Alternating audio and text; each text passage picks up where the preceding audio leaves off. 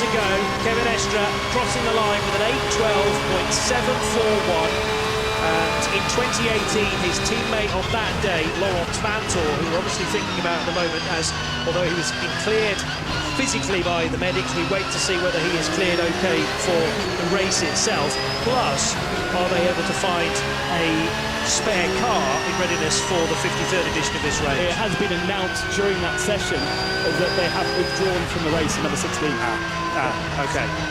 Thank you for the update there. I haven't got through to me. So we are going to be down to just one Scherer Sport PHX car, and that is the Audi, which has switched to those different tyres. But they are the defending winners from a peculiar race in 2024, where we barely had any hours of running. In the background, by the way, actually you can hear the flat six of Kevin Estre's car setting off on its quick lap, so a chance to see precisely how he did it around the 25.3-kilometre racetrack.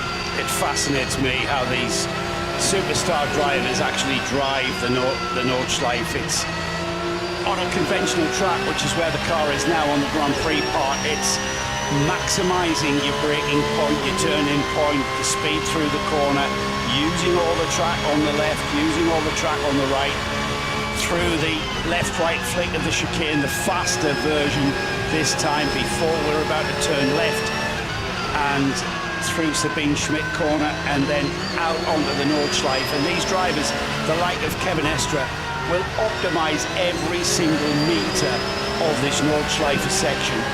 They will maximise their entry, maximise their speed through the corner, and it's just fascinating to watch. They know this track, every single inch is, they've been around this so many times. They know what curves to use, as we saw there. They know what curves, more importantly, not to use. And we saw that earlier, didn't we? With that slight mistake, whether it was cause or effect. We wait to find that out. But tremendous to watch, such talent. And there have been changes to certain parts of the racetrack, as we were discussing earlier on in the day. Certain bits of it have been resurfaced, repaved. And that has brought the road level either slightly lower compared to the curve, or at Brunchen slightly higher. So the Brunchen curve on the exit is not as steep these days. Schwedenkreuz, though, which is, we think, where Vantor got into his slide, just taking too much curb, or did something break on the car. Still trying to work out precisely what happened. But this is the moment where Vantor had his spin, blistering speed through Schwedenkreuz, and to just get the car to vaguely the other side of the road in time for Arenberg takes some talent. And by riding on board there with Kevin Estre, you now realise just how fast Vantor was going there, because that was almost flat out, and it was almost top speed for Estre. There was the slightest breath off the accelerator, because actually, by the looks of things, as you get to the apex, there's a slight rise and a slight bump, just to unsettle the car, and you saw Kevin's car moving around. Lawrence had lost the car before that point, but I wonder whether that bump then compounded his correction. We continue on the lap with Kevin Estre. Nothing particularly super dramatic right now. It's clean, but he's definitely not overdriving it.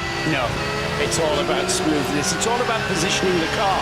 It's all about positioning the car, not necessarily in a conventional way for, say, a right-hander, but you position the car for what's coming after that, and it's that knowledge of the track, of what's coming after, around this one.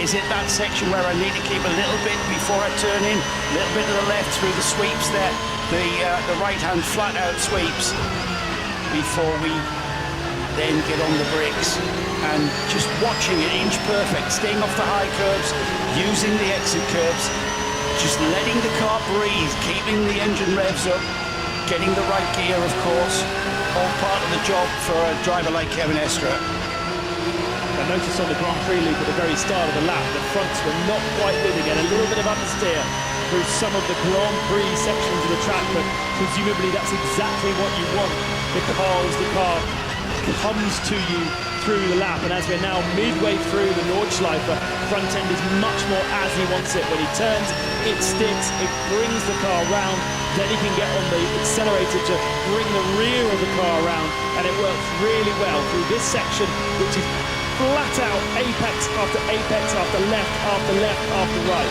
You just have to keep your foot pinned in the lead. Let's just listen to the engine through Kesselchen and Klostertal, because this is flat. Then another breathe, slight dab of the brake. A little bit of a lift again. A little bit of a lift through Klostertal, and that's the left-hander before you head towards the right-hander that leads towards the carousel. And they're heavy on the brakes through the right-hander. Now we got get on the power nice and early. Let's just see how he takes and where he positions the car to enter the ball of the carousel. Takes it nice and early. You feel like you're abusing the car, rattling across the concrete slabs, throws the car out. The inertia fires you out of that the carousel ball.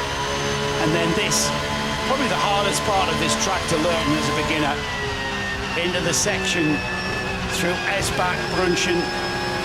We're in to Whipperman at the moment. And this is where the track knowledge will bring you the lap time. Positioning the car, maximising your turning speed, which of course leads on to maximising our all-important exit speed. Climb through the curbs there.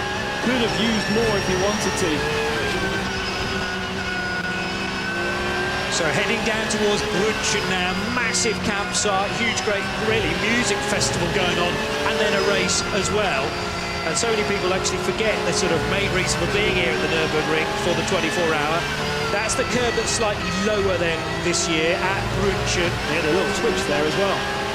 Ice curver, where it's very slippery at times, not on a day like this. Flansgarden. I didn't hear the car actually leave the ground. It might have done by a matter of millimetres. And now heading for the Stefan Beloff S in the distance, and the second concrete strip at Schwalbenschwanz. This is a really, really tricky part. The track goes uphill through a very fast right-hander. It's where you choose to lift, where you choose to get back on the throttle, and then the left-hander leading up to the Kleine Carousel. We then into the Kleine Carousel, a smaller version in the carousel. Now we're getting towards the all-important right-hand sweeps onto the Dottinger Hohe.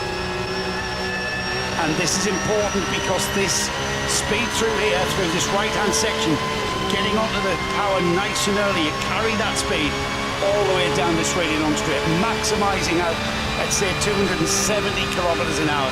They come out of that last corner at 220. Yeah. So there's not a lot of...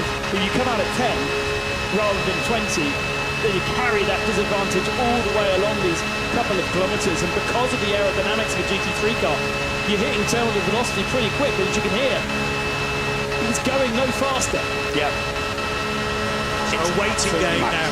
Through Antonius Bunker, the king comes underneath the bridge. How late do you brake into Tiergarten? Still flat, and now the breath of the throttle, the braking down to 110 kph for that kick out of Hohenrhein, and the link road back to the Grand Prix circuit.